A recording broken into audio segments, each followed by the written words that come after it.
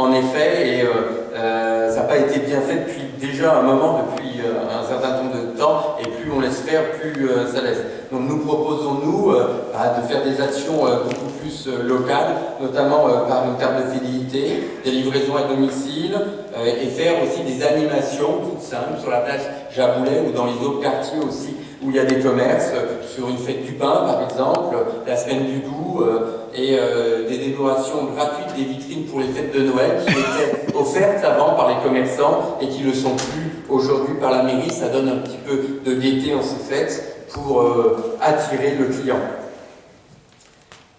Il va falloir aussi, on a Saint-Genis est une belle ville avec un bon poumon vert aujourd'hui sur les hauteurs de Saint-Genis. Nous avons la chance d'avoir les agriculteurs encore, notamment au niveau fruitier et au niveau des vaches agricoles, l'agriculture bovin, c'est ça, des vaches, des belles vaches dans le plateau. Il faut que nos vaches puissent continuer à paître. Et c'est vrai que l'exploitation, qui est une très grosse exploitation familiale, j'espère qu'elle ne disparaîtra pas et devra trouver de la relève. Ça sera aussi le but du maire ou de son équipe d'aller trouver peut-être des nouveaux agriculteurs, peut-être en dehors de notre département, et faire arriver à Saint-Genis pour leur proposer qu'il y ait tout à Saint-Genis qui puisse vivre de leur travail. Il y a aussi un côté du maraîchage à développer. Ça avait été lancé, mais ça n'aboutit pas. Il faut trouver les moyens, en effet, financiers, mais par le crowdfunding, on peut le voir aussi comme ça, en participant par les habitants de Saint-Genis. Pourquoi ? Avant, il y avait des cardons. Je me souviens, les champs de cardons ils ont disparu. Il n'y a plus personne qui a repris la relève. Et si on veut consommer proche, il faut que les produits viennent proches et il faut pouvoir remettre du maraîchage dans nos terres et nous avons le moyen à Saint-Général de le faire. Nos entreprises et artisans, c'est important, c'est un métier que je tenais bien parce que j'ai une petite PME aussi et je suis considéré un peu comme un artisan. Donc il y a un monde aujourd'hui à Saint-Genis qui est séparé. On ne connaît pas suffisamment nos commerces, nos entreprises. Il y en a certaines qui s'implantent, qui se développent. Je peux que saluer ce travail-là. Mais il y a quand même un déphasage entre la demande et les besoins. Donc un maire doit mettre son énergie pour trouver les gens qui sont en demandeur d'emploi et aller les proposer. Et inversement, les entreprises doivent participer beaucoup plus à la vie de la localité, à exposer leurs besoins, leurs spécialités pour qu'elles se développent. Alors nous sommes aussi inquiets, mais nous prendrons à cœur le bras, c'est surtout sur l'entreprise Famar qui, en octobre, en juin apparemment, elle va fermer cette entreprise. D'après les informations que j'ai, mais je n'ai rien d'officiel, malgré mes coups de téléphone au niveau de la direction qui sont restés sans réponse, d'après d'autres renseignements, elle fermerait le 5 juin cette entreprise. Attention. Mais c'est vrai que le site industriel, il est en danger. Malheureusement, ça appartient à un groupe. Le groupe n'a pas trouvé de repreneur ou ne veut pas. J'espère que cela ne deviendra pas une friche industrielle et que la collectivité, la mairie, va prendre en cœur ce dossier, le porter là où il le faut, aussi bien à la métropole pour trouver des financements, pour trouver des moyens pour que ça soit vite remis sur le marché et qu'on ne trouve pas, comme actuellement, vers la rue des Sources, en face de l'entreprise Malâtre, l'anciennement Merlin-Gérin, les transformateurs où ça reste en friche depuis 15 ans et les bâtiments deviennent ignobles. Apparemment, ça a été, le maire a fait un droit de préemption par la métropole, mais on ne sait pas du tout ce qu'il va y avoir. Ce qui est bien dommage d'avoir fait un droit de préemption alors qu'une entreprise à côté voulait s'agrandir et acheter du terrain et on lui a refusé. Donc vous voyez, c'est quand même dommage d'en arriver là. Donc avec nous, on sera bien plus à l'écoute des besoins des entreprises, de trouver les solutions de développement pour le bien des Saint-Genois. Il va falloir développer notre agriculture locale diversifiée, c'est ce que je disais, par des cycles courts pour garantir la qualité aux consommateurs et des revenus décents à nos agriculteurs. Aujourd'hui, un agriculteur par jour se suicide et ne vit pas de son travail, c'est pas normal. Il faut qu'il puisse vivre de son travail et à un juste prix et nous apporter au plus près l'alimentation dont nous avons besoin. Et c'est aussi favoriser, encourager des nouvelles installations agricoles. C'est aussi des ruches, comme vous pouvez le voir, qu'on pourrait mettre sur les toits des bâtiments industriels aussi.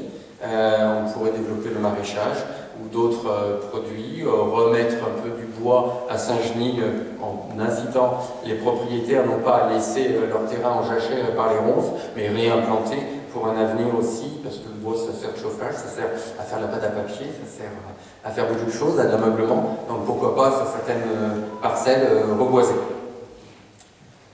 L'écologie et l'environnement, c'est vrai que c'est un thème d'actualité. Je pense que ce n'est pas un parti politique qui devrait, mais nous sommes tous un peu écolos. Écolo, c'est quoi? C'est prendre soin de son territoire. C'est savoir nettoyer sa parcelle de terrain, savoir trier correctement ses déchets, savoir prendre soin de ces allées qu'on nous offre.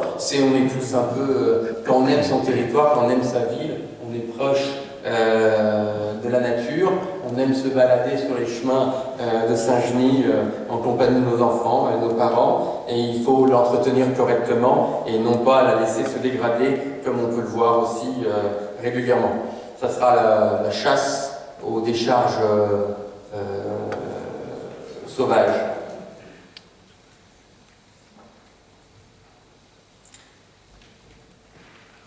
Donc ça c'est des actions, ça revient à faire des actions concrètes pour des résultats tangibles et rapides. C'est préserver les lieux à visiter.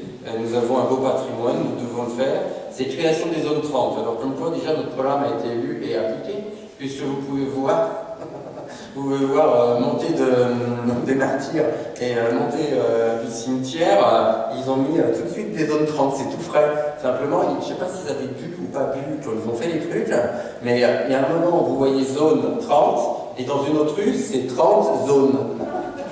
Donc je suis un peu méchant, hein, mais ça a été précipité, je pense. Les travaux ont été vite lancés par la municipalité en disant zut, que le Béni met ça dans son programme. Ah bah tiens, bon, c'est déjà une mesure de fait, je peux m'en réjouir, mais bon, comme il y a une mesure et nous en avons tellement d'autres qui ne seront pas appliquées, il faudra m'élire maire et élire nos conseillers pour que toutes nos mesures soient appliquées. Donc c'est aussi le ramassage des gens encombrants qui a été supprimé par la mairie en 2014. Il y a des choses qui ont été supprimées en 2014 en disant maintenant allez vous-même à la déchetterie. Alors on vous parle d'écologie, on vous demande de moins vous déplacer, mais on ne vient plus vous ramasser votre frigidaire, votre vieux matelas, etc.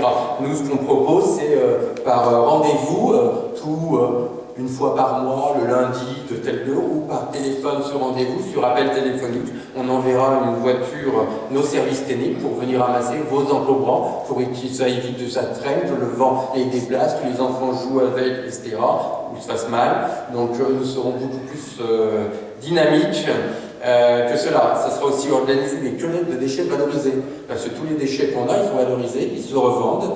Donc il y a des piles qui se revendent, il y a des ampoules. Nous pourrons faire des opérations lors de la foire de la Sainte-Catherine par exemple, en disant venez ramener vos vieux papiers, on mettra une benne, ces papiers-là seront revendus et ça permettra de retrouver les petits, mais les petits fleuves font les grandes rivières, quelques sous en plus pour pouvoir les redistribuer ou faire baisser les impôts. C'est une action. C'est aussi travailler et faire travailler des établissements agricoles. Nous avons de la chance d'avoir repris ça. Il faut qu'on soit beaucoup plus avec eux pour accompagner les stages et faire découvrir cette pépinière où on peut aller acheter nos fleurs et nos plants de légumes. Est-ce que vous avez des questions sur ce gros chapitre qui est quand même assez important sur notre environnement? Vous n'êtes pas très bavard.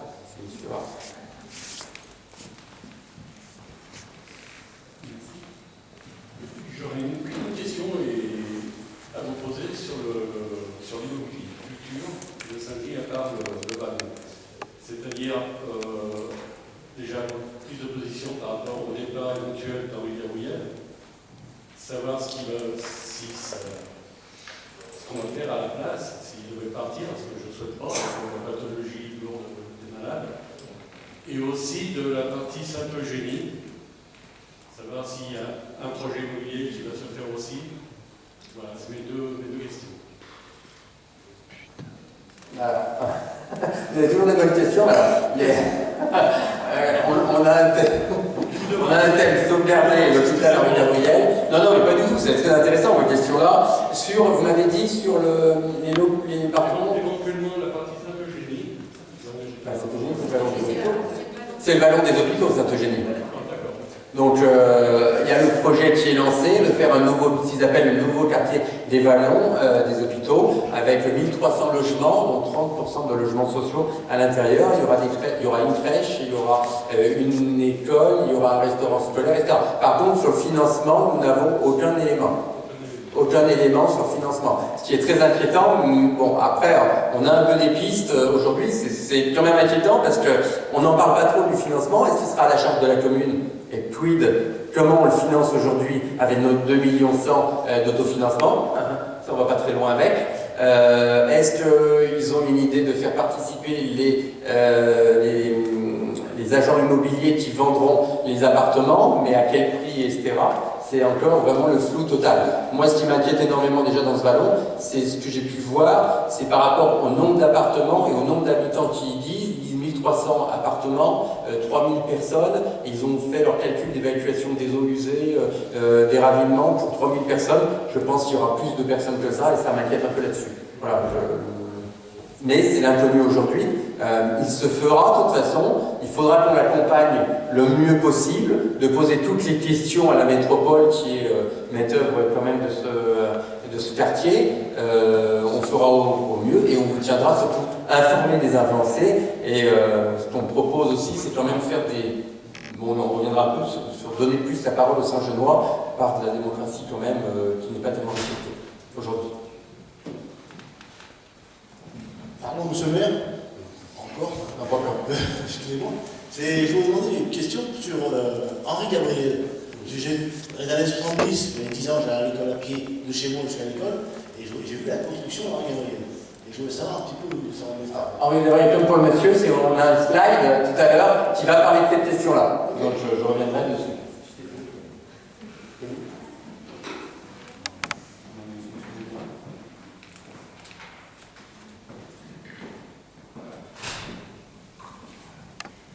Oui, donc juste une précision concernant le futur écoquartier. Il faut savoir qu'il y a 2 ou 3 ans, la métropole avait chiffré l'ensemble du projet du vallon des hôpitaux à 450 millions d'euros. Là, actuellement, on en est à 391 millions rien que pour le tunnelier. Voilà. Donc, bon, ça pose de gros soucis déjà au niveau du financement. Voilà. Et lorsque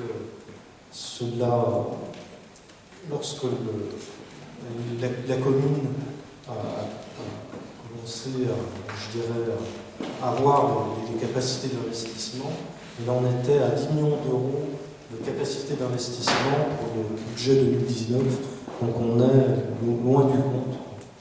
Même si je comprends qu'il va y avoir une mutualisation de plusieurs communes, c'est certain. Mais on est quand même loin du compte.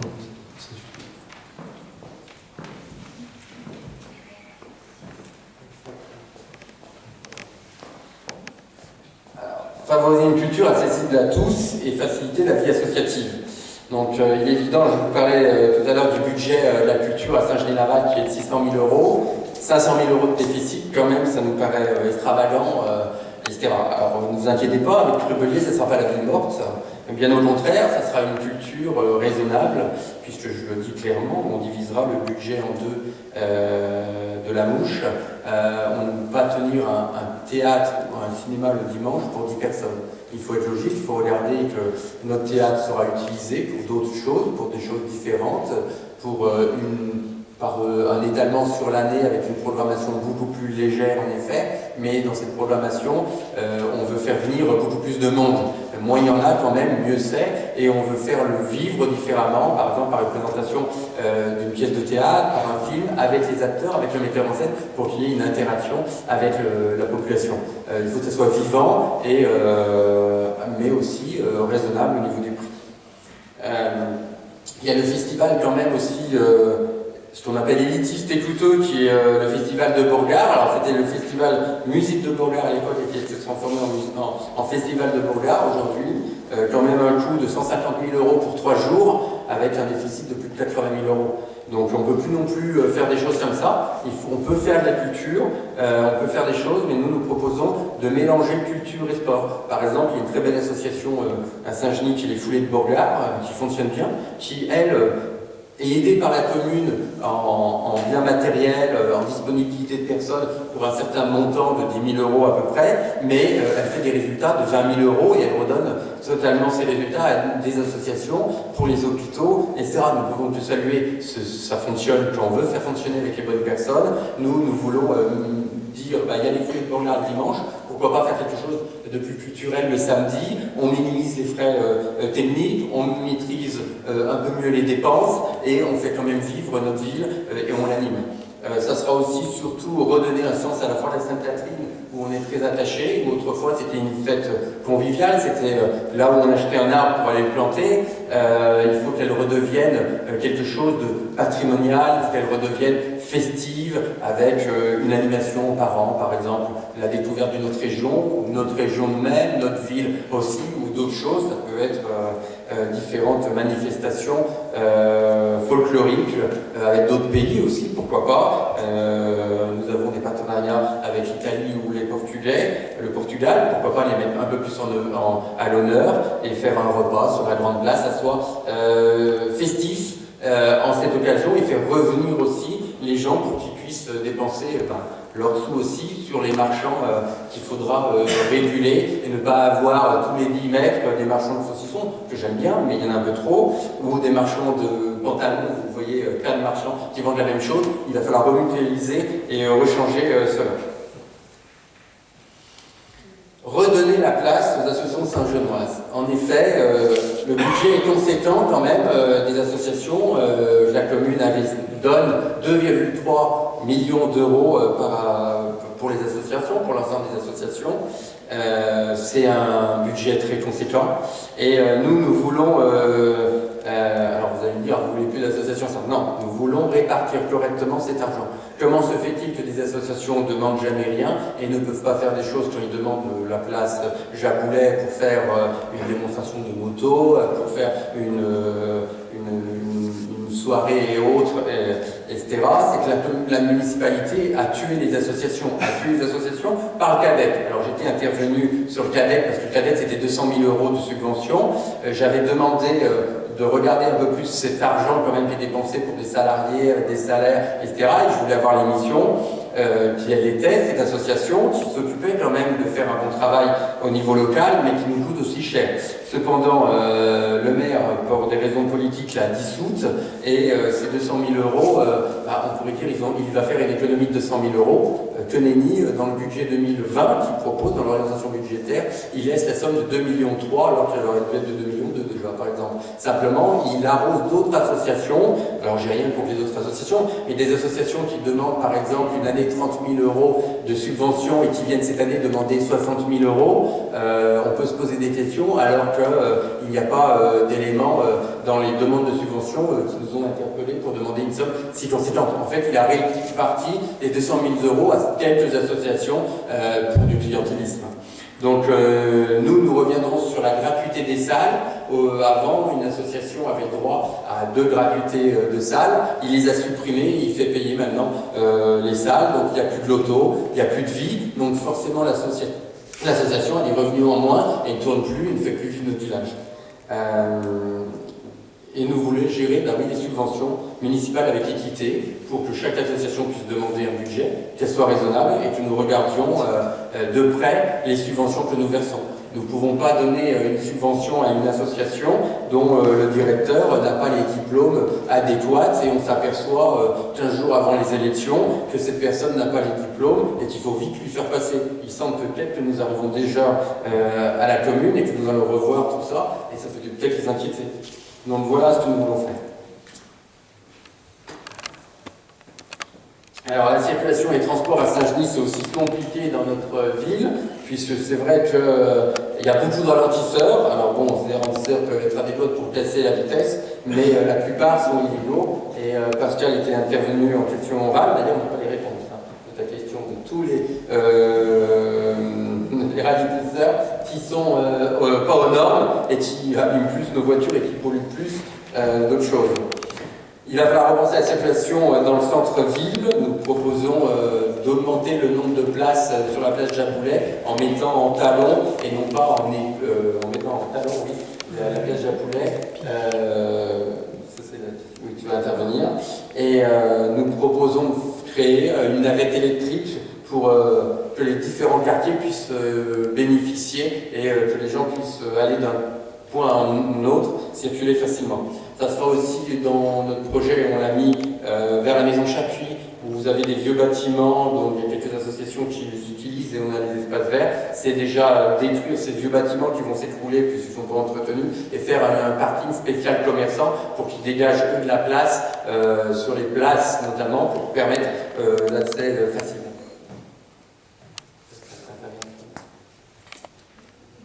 Oui, juste un petit intermède sur les ralentisseurs. C'est un peu mon dada. C'est un dossier sur lequel j'ai pas mal travaillé au niveau du conseil municipal. Alors non pas qu'on est contre les ralentisseurs, bien entendu, il en faut parce qu'il y a toujours des comportements de certains automobilistes, une minorité heureusement, mais qui sont dangereux. Donc il faut effectivement casser la vitesse, surtout dans des endroits où il y a des enfants ou du trafic de piétons tout simplement. Et le problème, c'est quand on fait des ralentisseurs, autant les faire conformes à la réglementation. Mais ce n'est pas une maladie typiquement saint-genoise, hein, en France, c'est comme ça. Il y a à peu près 40% des ralentisseurs en France qui sont non conformes à la norme. Et à Saint-Genis, moi j'ai fait un petit audit, on va dire, et j'ai donné un dossier au maire où j'ai relevé 18 ralentisseurs, soit inutiles, soit non conformes, ou des fois les deux. Et là, il y a un gros travail à faire, parce qu'en plus, ça coûte une fortune. Un ralentisseur, c'est entre 5 000 et 20 000 euros, selon le modèle, on va dire. Et là-dessus, il y aura un gros travail à faire, parce que c'est quand même impactant, pour les véhicules des Saint-Genois, parce que je suis ingénieur commercial dans l'automobile, et je peux vous dire que ça impacte très fortement les véhicules en coût, en durabilité et en coût d'entretien. Et un deuxième aspect, c'est la pollution, puisque les ralentisseurs sont des générateurs de particules fines au niveau des freinages, qui sont particulièrement néfastes à la santé, et aussi de CO2, puisque après le ralentisseur, on réaccélère, au lieu d'avoir une vitesse constante, on réaccélère, et donc c'est vraiment impactant pour l'écologie également. Voilà un petit intermède sur les ralentisseurs. Alors, le stationnement, j'en ai parlé, c'est ce que je dis un peu avant, c'est optimiser les places sur Jaboulet, la place Jaboulet, et création d'un parking réservé à la collectif. Alors, la démocratie locale, c'est vrai que nous sommes intervenus de 2014 à 2018 au conseil municipal et nous avons été quand même malmenés, mais ça c'est normal, c'est le combat politique, on a l'habitude, mais surtout c'est que les dossiers qu'on a, on a eu le minimum. Et quand on demandait certains dossiers, notamment sur la hall sportive que vous citez, c'est 2 tennis couverts quand même pour 1,8 million, on n'a jamais eu le dossier. Il a fallu taper des pieds et des mains pour pouvoir rentrer, Pascal Barre rentrer dans une seule réunion, et quand ils ont vu que les questions qu'on posait étaient sur le plan financement, sur la stratégie, sur ce projet pharaonique, ils nous ont fermé la porte en disant c'est bon, merci, vous ne reviendrez plus, ça suffit comme ça le bazar. Mais voilà, donc il n'y a pas de démocratie dans cette ville. Nous proposons pour les projets supérieurs à 1 million d'euros, qui vous soient présentés déjà en réunion publique, par quartier s'il le faut, d'aller au contact des Saint-Genois, puisque c'est quand même difficile aussi de faire venir les gens à nos réunions et autres, quelles que soient les parties, mais nous voulons refaire vivre à Saint-Genis cette présence de l'élu vers le Saint-Genois, et après nous proposons un référendum. Vous aurez le sujet, vous pourrez intervenir, vous verrez le coût est supérieur à 1 million d'euros, c'est vous qui déciderez si cet investissement est valable ou pas valable pour notre commune.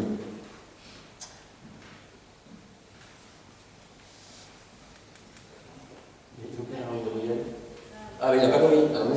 Bon, alors l'hôpital, on va revenir un peu en arrière.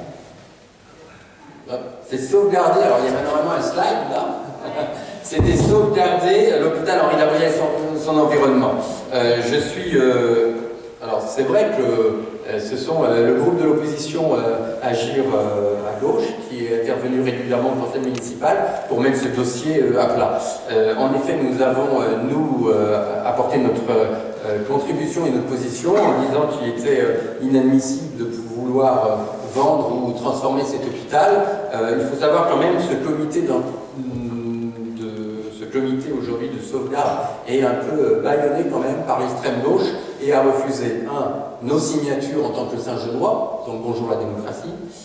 Deuxièmement, j'ai demandé il y a une semaine par mail un rendez-vous avec le comité Henri Gabriel pour connaître leur position, pour connaître qu'est-ce qu'on pouvait faire, nous apporter des éléments chiffrés sur la viabilité de l'hôpital, si des éléments que je n'ai pas aujourd'hui et qui auraient pu m'apporter une position encore plus claire et plus franche. Ceux-ci nous ont répondu très sympathiquement, n'est-ce pas? Notre comité de direction a décidé que vous ne serez pas reçus par nos services. C'est beau aussi la démocratie.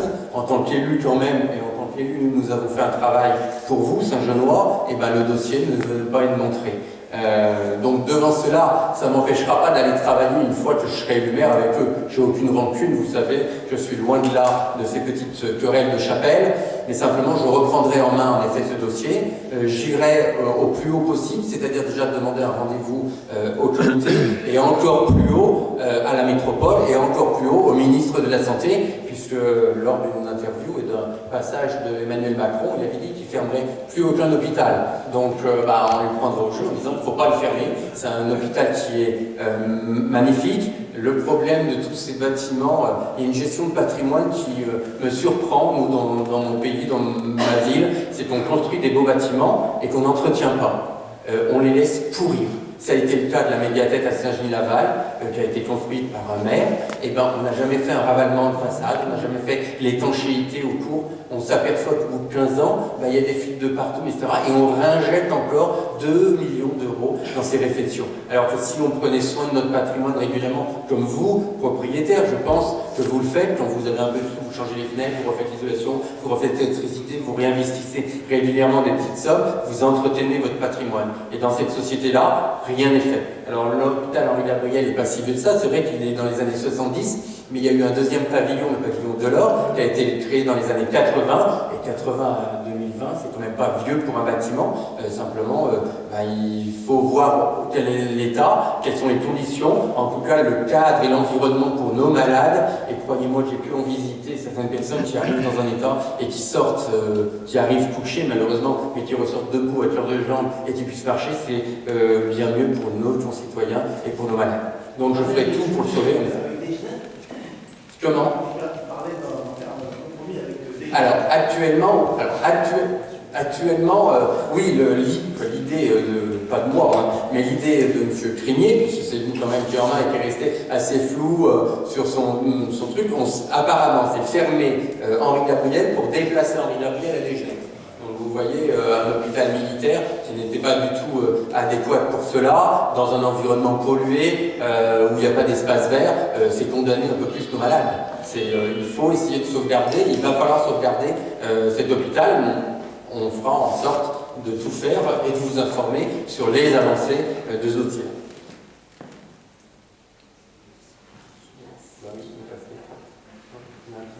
Mais c'est pas grave, c'est des problèmes techniques, ça arrive. On a parlé aussi, c'est bon. La démocratie, c'est bon. Nous